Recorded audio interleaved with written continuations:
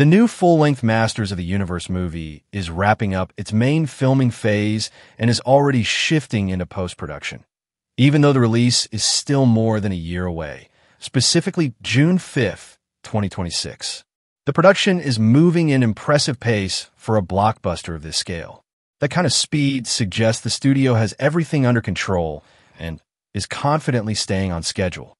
In the coming months, we might even get our first teaser, or at the very least, a logo reveal, to set the tone for the rest of the promotional campaign.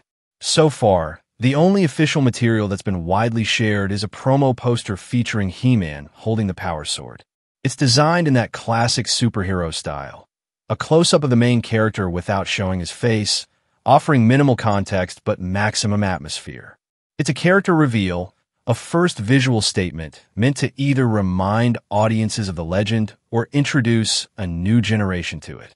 There are no confirmed images or concept art of the other characters yet, but there's a good chance we'll see Skeletor soon, possibly even Jared Leto's take on the character. The reboot is being directed by Travis Knight, the same filmmaker who gave us Bumblebee. His style has already earned a lot of trust. He knows how to strike that sweet spot between nostalgia and modern appeal, between visual spectacle and emotional depth. That's especially important for a franchise like Masters of the Universe, which used to be massively popular but has spent a long time in the background. This time around, Amazon is handling the production, and they're going all in. The budget is reportedly close to $200 million. That's a major investment, especially considering that while the franchise is iconic, it hasn't been a top box office performer in recent years. But that kind of budget shows the producers have real faith in the project. Ultimately, it'll all come down to how well the creators can translate the spirit of the original for today's audience. Masters of the Universe is a product of 80s pop culture, with its bold aesthetics, slightly naive but super charming mythology, and unforgettable characters. If the filmmakers manage to reimagine all that with respect for the source material and a good sense of modern trends, this reboot has every chance to make a big impact. According to early reports, the movie will serve as a spiritual remake of the 1987 film starring Dolph Lundgren. So this isn't exactly a direct adaptation of the animated series, but rather a modern reimagining of the old live-action movie. While there will be some retcons, the core structure and foundational lore will remain intact. At the center of the story is still Prince Adam, the heir to the throne of Eternia, who transforms into the powerful warrior He-Man using the power sword. The lead role will be played by Nicholas Galitzine, and we've already seen the first on-set photos of him in character as Adam. In the shots, he looks like a regular guy, pink button-up shirt, chinos, and an Apple Watch. In one photo, he's surrounded by police officers as they confiscate the power sword from him. Based on these images, it looks like part of the movie will take place on Earth, just like early rumors suggested. Local authorities seem baffled by a bodybuilder walking around with a massive sword. Apparently, his character gets arrested, possibly for carrying a deadly weapon, and is brought in for questioning. The scene definitely has a comedic edge to it, but it also sets up a fun premise. Magic collides with modern reality, kicking off a cultural clash. Still, despite the Earth-based setting, it's important to remember that the main stage in the lore is Eternia. From what we've heard, the story will eventually shift there, possibly running parallel to the Earth storyline. Rumors suggest there will be flashbacks revealing Skeletor's origin, back when he was Keldur, brother of King Randur, who betrayed the royal family and eventually became Skeletor. Alongside him, we'll also meet Goatman, a muscular warrior with goat-like features and one of Skeletor's classic henchmen. He'll be played by Hafthor Bjornsson, best known as the Mountain from Game of Thrones. The movie will also feature a wide array of supporting characters from the original lore, both heroes and villains. The full cast list hasn't been revealed yet, but the scale of production and casting hints that this won't just be about a handful of familiar faces. We're looking at a full-blown return of the entire universe.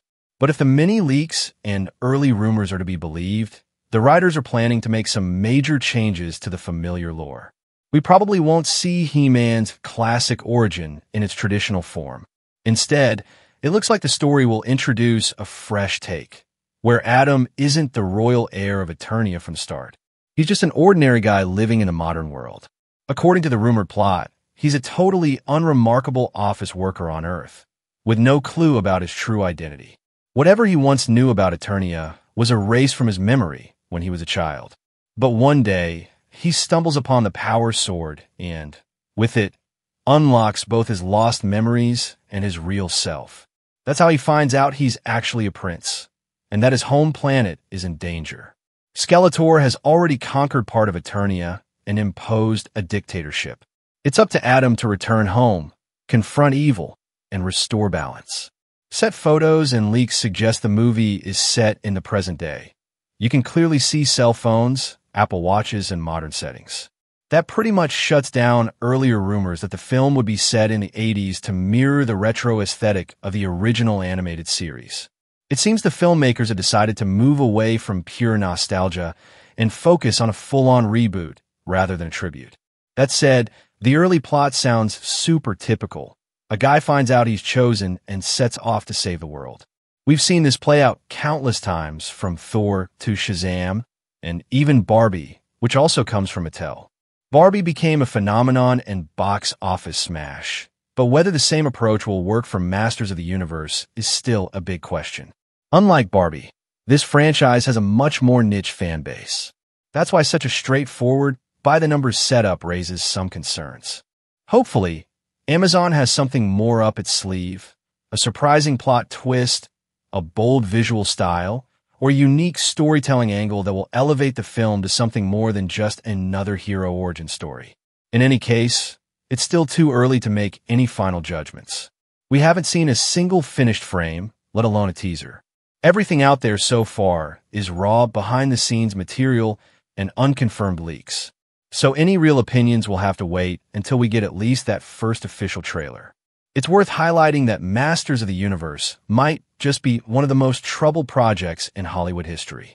It's hard to think of another film that spent this long and went through so many ups and downs just to finally make it to production. It all started way back in 2005, and since then the project has burned through over a dozen directors, gone through countless script rewrites, and bounced from studio to studio. Only next year, nearly 2 decades later, will the movie finally hit theaters. Honestly, it's hard to even imagine how many alternate versions of the script were abandoned along the way. Whole concepts that could have become movies but never made it past development hell. At one point in the mid-2000s, none other than John Woo was attached to direct. Then, in 2009, the rights landed at Sony, and they made a big splash announcing plans for a full-blown trilogy.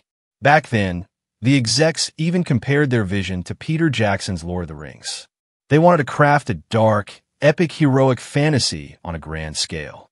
The script was pitched as a mature, gritty spin on the classic myth, totally different in tone from what Amazon is making now. The version we're getting will lean more toward a reimagining, a lighter story with bits of self-aware humor and a wink at genre tropes.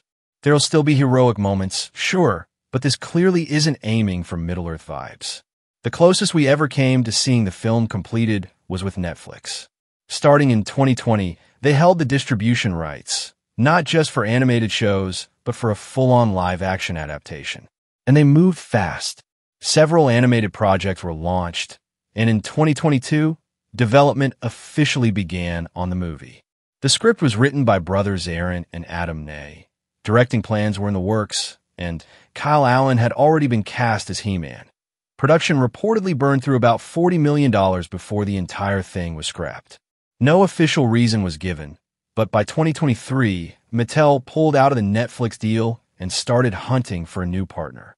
Eventually, the project landed at Amazon. The script was rewritten, Nicholas Galitzine was officially cast as He-Man, and the movie essentially became a reboot of what was once a Netflix production. Originally, filming was supposed to kick off in 2024, but after multiple delays, the cameras finally started rolling on January 6th of this year. The shoot took place in London, where most of the principal photography is now reportedly finished. What to expect from the final movie is still anyone's guess. It could turn out to be a fresh, unexpectedly great adaptation that finds its own audience. But let's not forget, this is a high-risk project fueled by Barbie's massive success. Mattel made it clear they want to build out more films based on their classic toy brands. But just because Barbie worked doesn't mean the same formula will work here. Without a sharp script, compelling characters, and a smart approach to adaptation, this movie could easily fall flat. For now, all we can do is wait and hope that the first trailer gives us some real answers.